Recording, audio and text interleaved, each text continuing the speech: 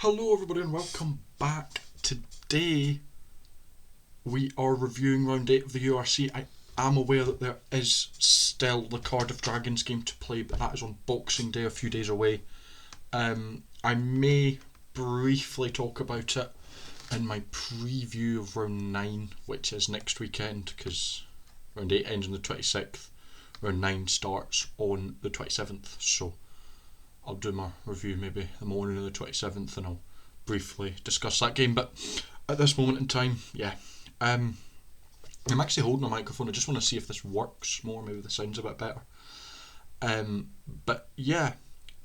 into it, what an interesting round of games, tight games, and then at least it's the last game. I won't have a rant about Edinburgh as well. So yeah, let's go. So starting off, we had Munster against Ulster. Ulster against Munster, I should say, as it was at the Kingspan. Munster just about squeezing off a win here. Ulster down to 14 after a red card in the 31st minute. And it took Munster a last minute try to win it. So, big win for Munster, but a brilliant performance from Ulster to hold on for, most part of an hour while being a man down. It's not easy. Ulster, though they're down in 11th, they're not doing so great at the start of this season. But a massive win for Munster.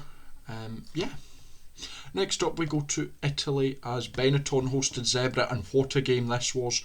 Benetton needing a last minute penalty to win 10 points to 11.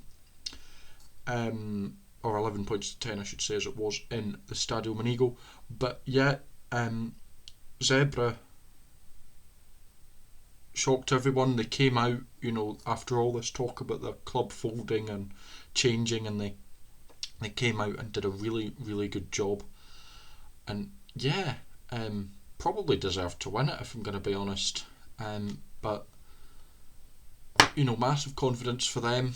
I believe the reverse fixtures next weekend in Parma, which might give Zebra some confidence going in to maybe pick up another win.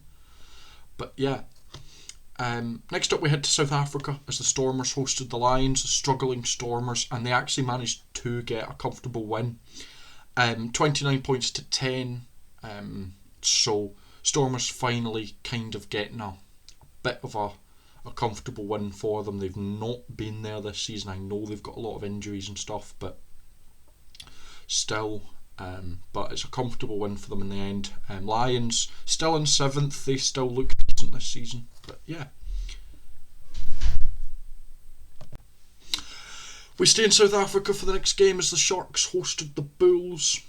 20 points to 17 to the home side was the final score here. Sharks getting a big win. They've improved so much this season after being nowhere near the top 8. They're actually now 4th and challenging for that top 4 spot. There is talk about one of the Bulls tries not being legit. I've seen clips. Honestly, I don't think it matters too much. The Sharks won anyway. But yeah, from my understanding, it should have been called out, as the Sharks player was out and he touched the ball. So yeah, but that's just my thoughts on it.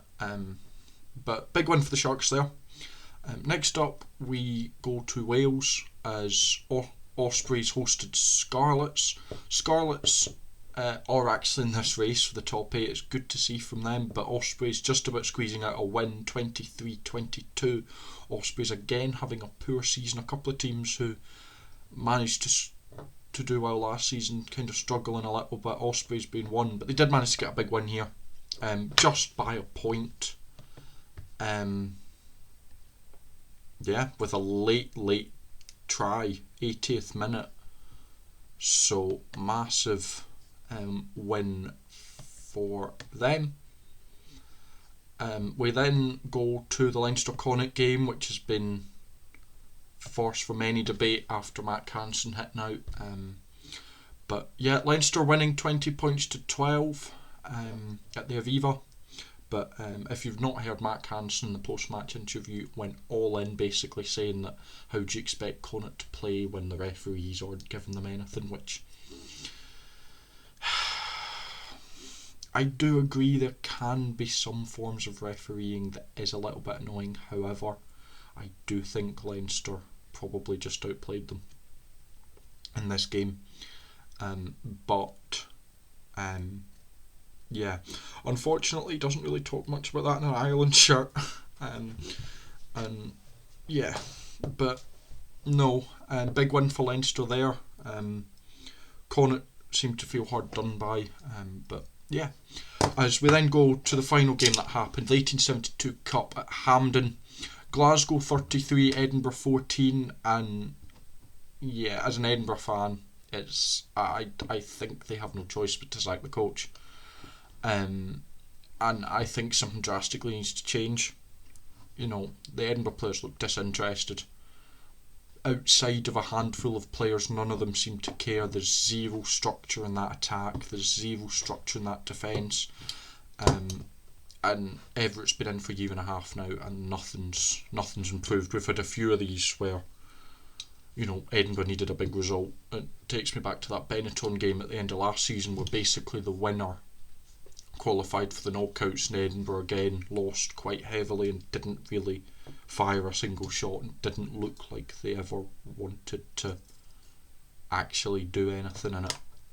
But yeah, big win for Glasgow though. They ruthless as ever, good as ever, getting a big win. That probably is the 1872 Cup wrapped up. Unfortunately, we won't really get a competitive game next weekend either. But yeah, Edinburgh just needs a whole change in my opinion. I try and stay positive. I try and say that there is something. But when you've got the calibre of players they do and they're putting out performances like that, something needs to change. Because that's a complete and utter joke. But yep, fair play to Glasgow. Big win for them. As I said, Dragons versus Cardiff is happening on Boxing Day, so I will probably cover that when I preview the next round of fixtures, which start on Friday the 27th. So yeah, thank you very much for watching. Apologies about the Edinburgh rant, but I need to get it out there that something needs to change.